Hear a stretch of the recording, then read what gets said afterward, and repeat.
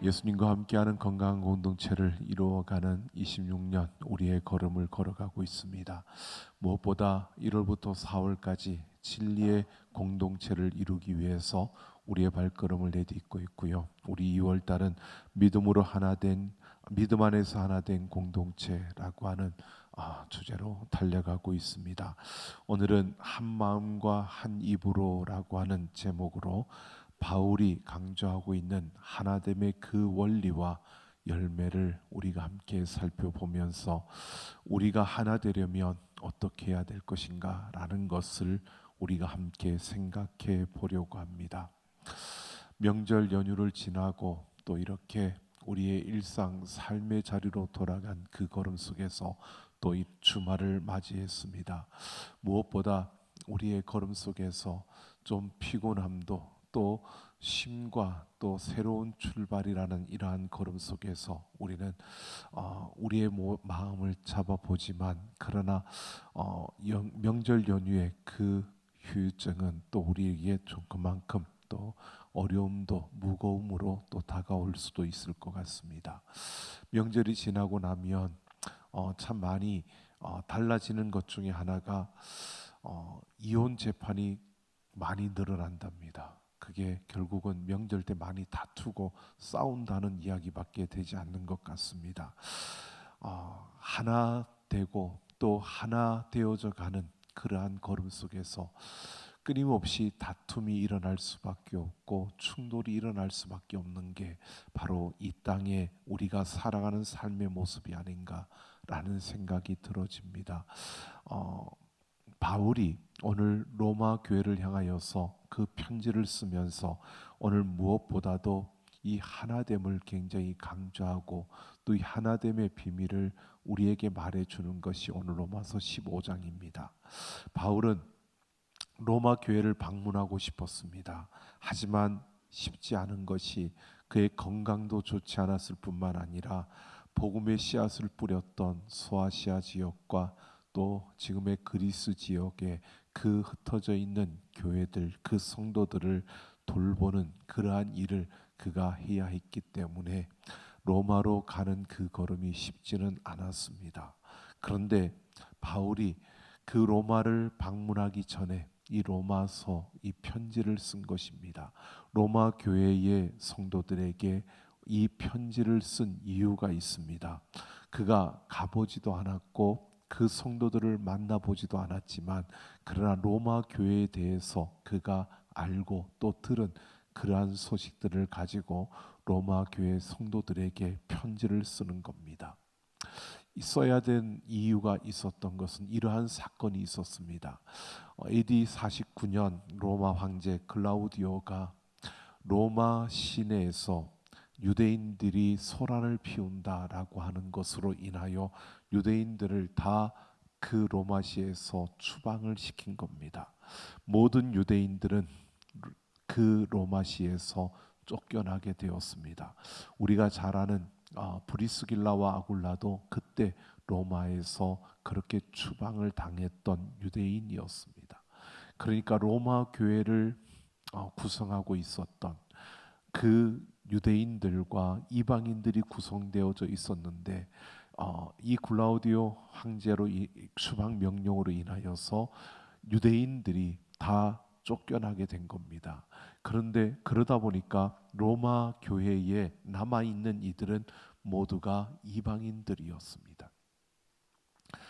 이렇게 쫓겨난 그 시간이 로마 추방된 그 시간이 약 한 5년 정도의 시간이었습니다. 글라디오 황제가 죽고 난 다음에 그 추방령이 해제되고 그리고 다시 유대인들 로마에서 쫓겨났던 유대인들이 다시 로마로 들어가는 이러한 일이 생겨났습니다. 그때 가서 보니까 완전히 달라져 버린 겁니다.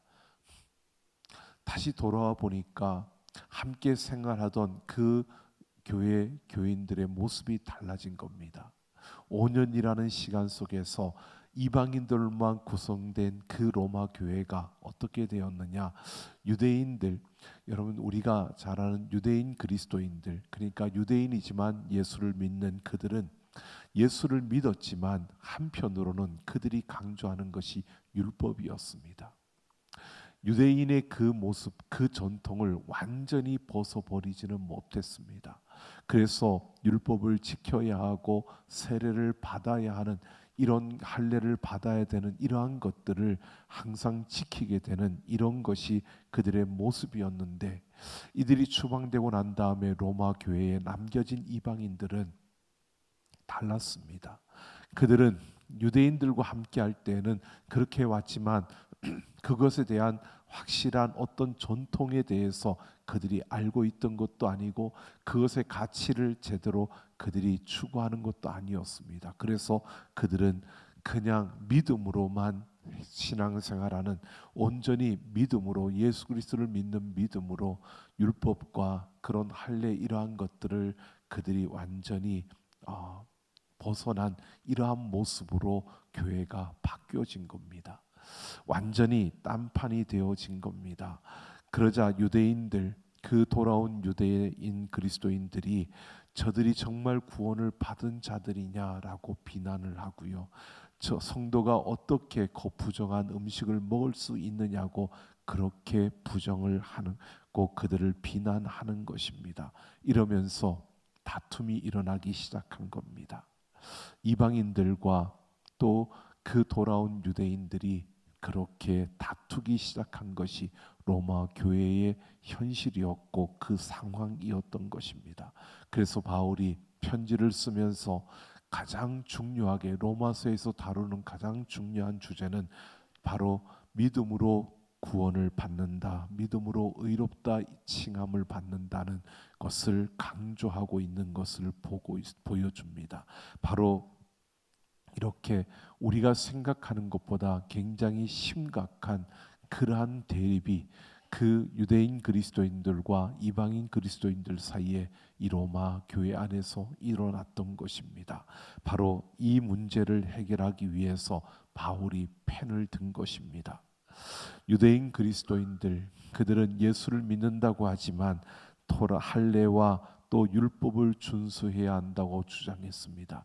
그런데 그 당시에, 초대교회 당시에 많은 유대인들이 그리스도인이 되어진 상태에서는 이것이 통용되어졌고 모두가 그렇게 생각했습니다.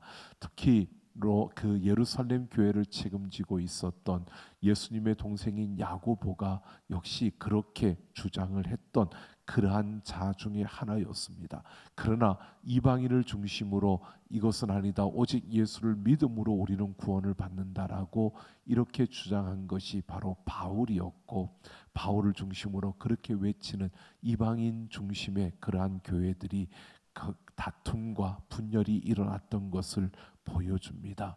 교회가 하나 되지 못하고 그들이 다툼과 분열 속에 있을 때 그들이 서로를 바라보며 뜨거운 사랑이 아니라 냉랭해지고 서로를 비난하고 비판하는 이러한 모습으로 서 있고 서로에게 던지는 말이 아주 가시돋친 말들로 서로에게 아픔과 상처를 내는 이러한 모습이 로마 교회의 모습이었습니다.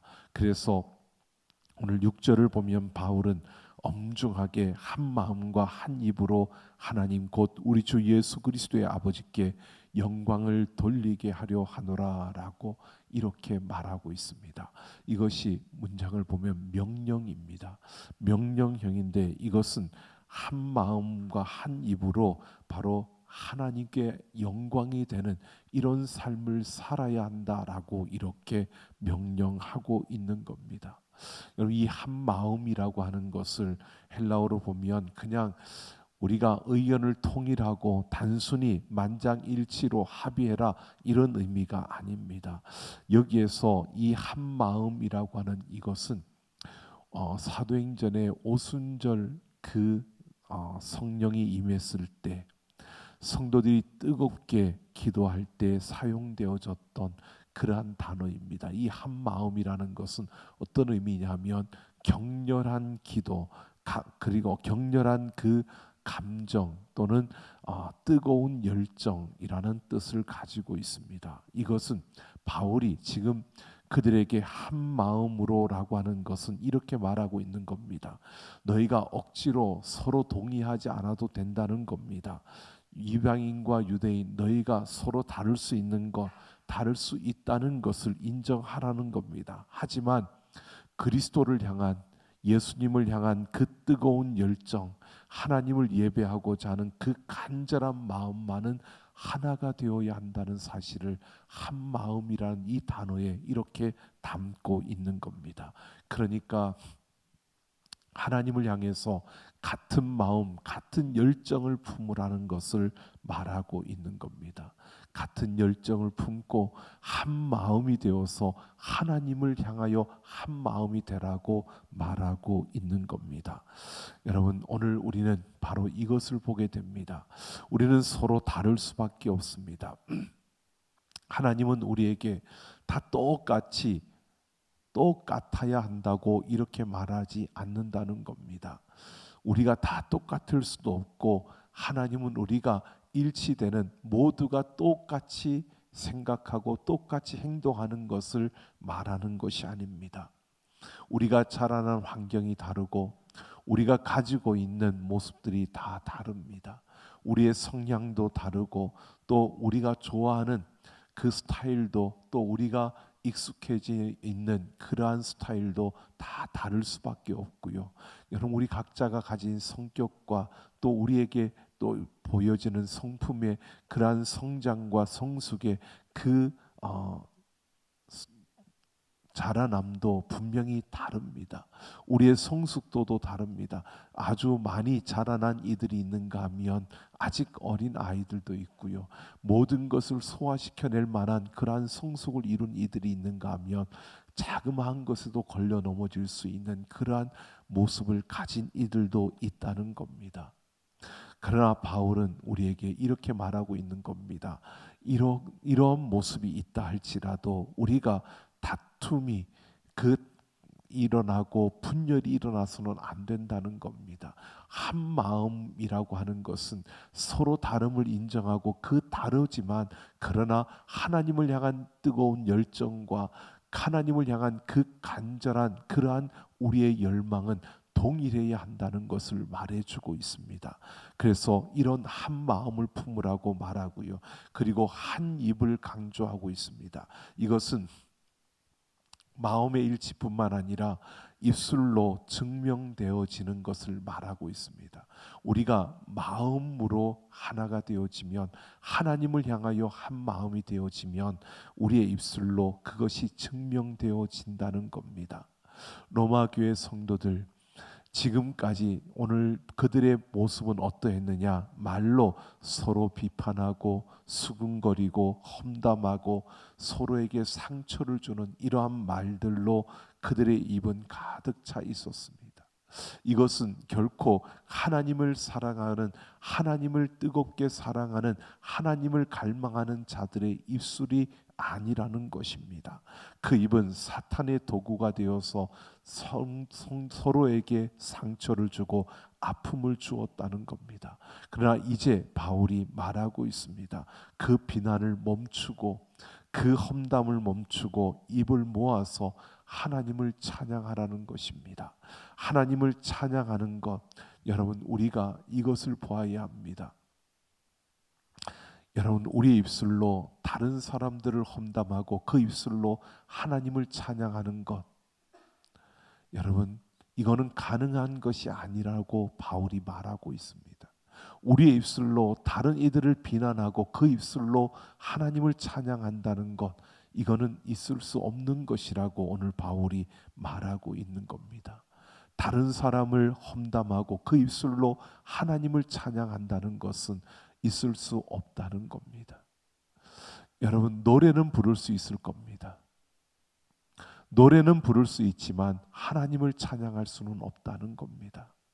오늘 우리가 보십시오. 우리의 모든 걸음 속에서 우리의 입술로 하나님을 높이고 하나님을 찬양할 수 있다는 것은 우리의 입술의 그 말이 다른 이들을 비난하고 비판하고 험담하고 상처를 주는 그러한 말들을 내뱉는 이러한 모습이 아니라는 것을 말해주는 거고요. 그러한 모습을 가지고서는 하나님을 찬송하고 하나님을 찬양할 수 없다라고 오늘 바울은 이렇게 말하고 있습니다. 여러분, 오늘 우리가 이런 겁니다.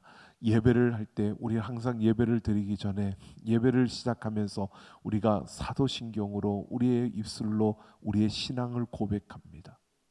여러분, 그냥 오래 되다 보니까 또 화면에 나오니까 그냥 쭉 읽어가는 거, 그냥 우리가 암송하고 암기하는 거니까 그냥 입술에서 매번 하는 거니까 나오는 그러한 고백이 아니고요. 내 마음으로부터 고백되어지는, 내 마음에서 나오는 고백이어야 합니다.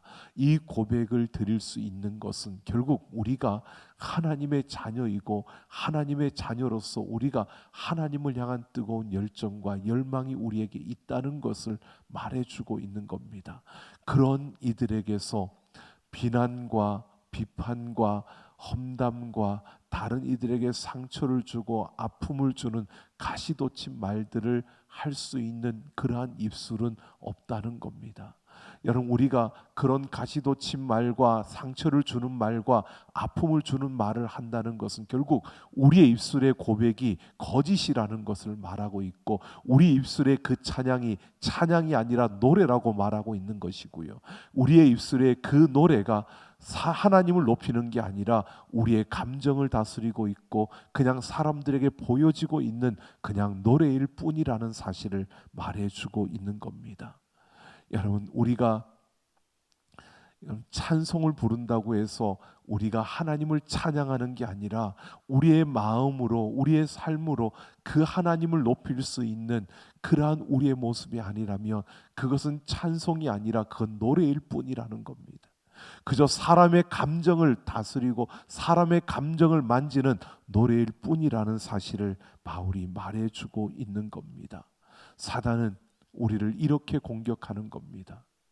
하나님의 자녀들이 하나님을 찬양하지 못하도록, 하나님의 자녀들이 하나님을 높이지 못하도록, 하나님을 찬송할 수 없도록 그렇게 우리를 자극하고 우리를 그렇게 유혹해서 우리의 입술로 다른 이들을 비난하게 만들고 다른 이들의 아픔을 더 상처를 내게 만들고 우리의 입술로 다른 이들에게 비수를 꼽게 하는 이러한 모습들로 만들어 가고 있다는 겁니다. 오늘 바울은 그래서 이 로마 교회를 향하여서 한 마음으로 한 뜻 입으로 그렇게 하나님을 찬양하는, 하나님께 영광을 돌리게 하라고 이렇게 말하고 있는 겁니다. 여러분, 우리가 생각해 보면 그 사람과는 도저히 함께할 수 없고 우리가 아무리 생각해도 그 사람을 용납할 수 없는 그러한 경우도 분명히 있을 겁니다. 여러분, 우리에게 아픔을 주고 또 때로는 우리를 무시하는 저 사람, 나에게 상처를 준 저 인간, 내가 도저히 저 인간하고 같이 함께할 수 없다라고 그렇게 우리가 여기는 그러한 경우도 분명히 있습니다. 여러분, 이러한 것은 우리가 인격의 수양과 또 우리의 결단과 우리의 힘으로 그것을 용서할 수 있고 그걸 품을 수 있고 받아들일 수 있느냐? 그건 불가능합니다. 우리에게는 참는 것도 한계가 있는 것 맞습니다. 그래서 오늘 7절을 보면 바울이 이렇게 말합니다. 그러므로 그리스도께서 우리를 받아 하나님께 영광을 돌리심과 같이 너희도 서로 받으라라고 이렇게 말하고 있습니다. 바로 우리가 연합할 수 있는 바로 유일한 그 강력한 근거를 우리에게 말해주고 있습니다.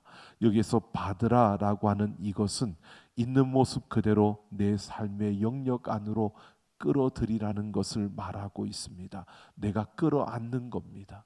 이것은 우리가 같은 식탁에 앉는다라고 하는 이런 의미도 있고요. 이 식탁에 앉는 것은 여러분, 유대인들은 그냥 식탁에 앉는 게 아닙니다. 식탁에 앉고 잔치에 초대하고 그 초대에 응하는 것은 결국 내가 한 식탁에 앉는 거고 같은 음식을 먹는 겁니다. 한 그 그릇에 같이 손을 넣어서 그 음식을 같이 나눠 먹는다는 것은 이들에게는 가족과 같은 의미입니다. 그러니까 식사의 초대를 받고 그 초대에 응한다는 것은 나와 한 가족과 같은 그런 형제와 같은 관계라는 것을 의미하고 있는 겁니다. 이 받으라라고 하는 것은 바로 이런 의미입니다. 한 가족으로 품으라는 겁니다. 같은 형제로 같은 가족으로 품는 이러한 것을 말하고 있는 겁니다. 그러니까 억지로 어쩔 수 없어서 그냥 내가 어떻게 하다 보니까 내가 싫은데 어쩔 수 없어서 그냥 억지로 그렇게 하는 그러한 것이 아니라 이것은 적극적인 환대를 말하는 겁니다. 그럼에도 내가 내 가족으로 나의 가족이 되어주고 나의 형제가 되어 달라고 그들에게 손을 내미는 이러한 적극적인 환대를 말하고 있는 겁니다. 여러분, 이게 가능한 것은 그리스도께서 우리를 받아주셨기 때문이라고 말하고 있는 겁니다. 여러분, 우리가 이것을 기억해야 합니다. 예수님께서 나를 위하여 십자가에 죽어 주셨습니다. 예수님께서 나를 받아주셨습니다. 오늘 우리는 이 사실을 기억해야 합니다. 예수님이 나를 받아주신 겁니다. 그래도 내가 저 사람보다 나은데 여러분 그렇게 여기십니까? 내가 저 사람보다 낫기 때문에 그래서 예수님이 나를 받아주신 것이 아닙니다. 저 밑바닥에서 굴러서 그냥 그 죄악에서 죽어야 될 수밖에 없는 그러한 나를 예수님께서 받아주신 겁니다. 바로 나를 이렇게 받아주신 그 예수님을 우리가 생각하면 예수님께서 나를 받아주셨기 때문에 그런 나에게 예수님이 환대해 주셨기 때문에 내가 그 환대로 다른 이들을 환대할 수 있어야 한다는 것을 바울이 말하고 있는 겁니다. 여러분, 우리가 자격이 있어서 예수님이 받아주신 것이 아닙니다. 우리가 깨끗하고 우리가 정결하고 우리가 그럴 만한 가치가 있어서 우리를 받아주신 것이 아닙니다. 저들보다 내가 죄를 덜 지었기 때문에 저들보다 내가 좀 더 깨끗하기 때문에 여러분 그래서 우리를 받아주신 것이 아닙니다. 하나님 앞에서는 똑같은 죄인들입니다. 하나님은 우리가 죄인 되었을 때 우리가 그 하나님과 원수 되어서 등 돌리고 있을 때 여러분 죄에 빠져서 죄에 허덕이고 있을 때 우리를 이미 환대해 주셨습니다. 우리를 품어 주셨고 있는 모습 그대로 우리를 안아 주신 것입니다. 우리를 용서해 주신 겁니다. 여러분 우리가 잘 아는 1만 달란트의 빚진 자의 그 비유처럼 여러분 우리의 많은 죄를 하나님이 용서해 주셨습니다. 그런데 우리는 돌아서서 우리에게 조금 그 빌려간 그것을 갚으라고 여러분 우리가 용서받았다는 사실을 잊어버리고 내가 그 모든 것을 탕감받은 것을 잊어버리고 내게 조금 빚진 자의 멱살을 잡고 그걸 빨리 갚으라고 그렇게 해대는 모습이 바로 우리의 모습이 아닌지 우리는 보아야 할 것입니다. 오늘 바울은 이 사실을 말해주고 있습니다. 우리가 이렇게 환대받았기 때문에 우리가 그 환대를 베풀므로 바로 하나님께 영광을 돌리는 이런 삶을 우리가 살아야 한다는 것을 말해주고 있는 겁니다. 오늘 우리는 예수 그리스도로 말미암아 우리에게 주어진 그 은혜와 사랑, 그 구원을 기억하시면서 우리는 그 사랑으로 그 은혜로 다른 이들을 품고 환대할 수 있는 우리가 되기를 예수님의 이름으로 축원합니다. 이것은 오늘 우리의 삶에서 우리가 보아야 합니다. 우리가 어떤 직분을 가졌고 얼마나 오래도록 신앙생활했고 그게 중요한 게 아닙니다. 중요한 것은 내가 그 십자가의 은혜를 얼마나 알고 그 사랑의 깊이를 얼마나 아느냐에 따라 우리의 삶의 모습이 달라지는 겁니다. 내가 품을 수 있는 사람의 그 한계가 넓어져 가는 겁니다. 내가 품고 있는 그러한 이들의 내가 환대하는 이들의 그 영역이 넓어져 가는 겁니다. 여러분 오늘 우리는 어느 정도로 우리가 품고 있고 어디까지 우리가 품고 있습니까? 오늘 우리가 생각해 보면 이러한 것을 보게 됩니다. 참 큰 사람, 좀 넓어진 사람들, 이들의 모습을 보면요, 이러한 것을 보게 됩니다. 결국 죽음의 그 문턱을 넘어보고 죽음의 그 위협과 위기 속에서 여러분 건짐받고 그 죽음의 그 순간에서 다시 고침을 받고 힘을 얻고 일어선 이들의 모습을 보면요, 굉장히 넓은 모습을 보게 됩니다. 내가 거기까지 갔다 왔는데, 내가 그 정도로 내가 죽을 위기에서 내가 다시 살아날 수 있었는데, 그것을 기억하는 순간에는요, 그들은 무엇이든지 용납하고 무엇이든지 품어줄 수 있는 아주 넓은 모습을 보게 됩니다. 물론 우리는 인간이기 때문에 또 그것도 시간이 지나가면, 조금 지나가서 조금 살만해지면 또 자기가 그 죽음의 위기 앞에 갔다 왔던 이러한 것들을 또 잊어버리는 것이 인간의 모습이기도 합니다. 그런데 분명한 것은요, 오늘 우리가 이것을 보아야 합니다. 이 받아준다는 것은 여러분 우리에게 쉽지 않다는 겁니다. 우리가 그렇게 하지만 또 시간이 지나가다 보면 우리가 잊어버리고 환대했던 그 영역이 또 줄어드는, 좁아지는 이러한 모습이 우리의 모습이라는 사실을 우리가 보게 됩니다. 그래서 우리는 기억해야 합니다. 내가 받은 그 은혜를 기억해야 하고, 내가 받은 그 은혜의 사랑의 그 크기를 우리가 날마다 더해 갈 수 있는, 더 깊이 알아갈 수 있는 우리의 걸음이 되어져야 하는 것입니다. 그래서 오늘 9절 이하를 보면 바울이 이렇게 말합니다. 시편과 신명기를 인용하면서 이제 예수 그리스도를 통해서 하나님의 영광에 참여하였기 때문에 열방 중에서 주께 감사하고 주의 이름을 찬송하리로다라고 이렇게 강조하고 있습니다. 바로 오늘 우리는 이것을 보게 됩니다. 누가 시키지 않아도, 누가 그것을 말하지 않아도 우리는 그 차이를 넘어서 하나님을 찬송하고 그 하나님을 드러내고 하나님을 높이는 이러한 삶을 살아갈 수 있게 된다는 것입니다. 그런데 이것이 어떻게 가능하느냐? 여러분, 우리의 힘과 의지가 아닙니다. 우리 안에 계시는 그 성령님과 함께 우리가 동행하고 그 길을 걸어갈 때 우리는 잊어버리지 않을 수 있고요, 우리에게 생각나게 하실 것입니다. 우리에게 가르쳐 주실 것입니다. 우리가 잊어버리고 우리의 그 폭이 좁아질 때 성령님은 우리에게 깨우쳐 주실 겁니다. 네가 받은 그 은혜와 네가 받은 그 사랑, 네가 받은 그 구원을 보라고 우리에게 가르쳐 주시고 깨우쳐 주실 것입니다. 여러분, 우리는 바로 이러한 우리의 삶이 필요합니다. 여러분, 우리가 믿음 안에서 하나 된다는 것은요, 바로 이렇게 서로를 환대하면서 우리가 그 성령의 이끄심을 따라 우리에게 베푸신 하나님의 그 은혜와 그 사랑의 깊이를 더해가는 이 걸음을 걸어갈 때 가능한 것을 우리에게 보게 됩니다. 오늘 우리는 이렇게 하나님의 영광을 바르게 인식하고 경험하는 사람들은 생명과 구원의 현실인 하나님의 영광이 완전히 나타날 그 때를 기다리게 되고 또 그 때를 소망하게 됩니다. 오늘 우리가 보십시오.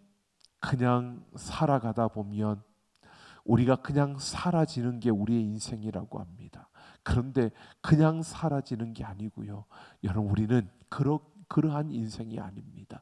우리는 저 영원한 것을 소망하고 그 영원한 나라를 바라보면서 우리가 이 땅이 사라지는 것이 우리의 인생이라는 겁니다.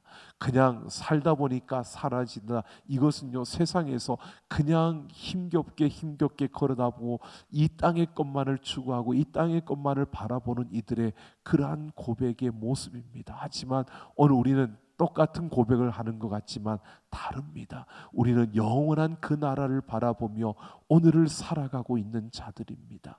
바로 그러기 때문에 내게 베풀어 주신 하나님의 그 환대를 우리가 기억하며 우리는 그 큰 환대의 그 깊이를 우리가 더 새기면서 우리의 삶으로 그 환대를 행하는, 그 환대를 베푸는, 내 환대의 그 영역을 넓혀가는 우리의 걸음, 우리의 삶이 되어져야 하는 것입니다. 오늘 우리는 그 소망 가운데 우리가 살아가야 하는 것입니다.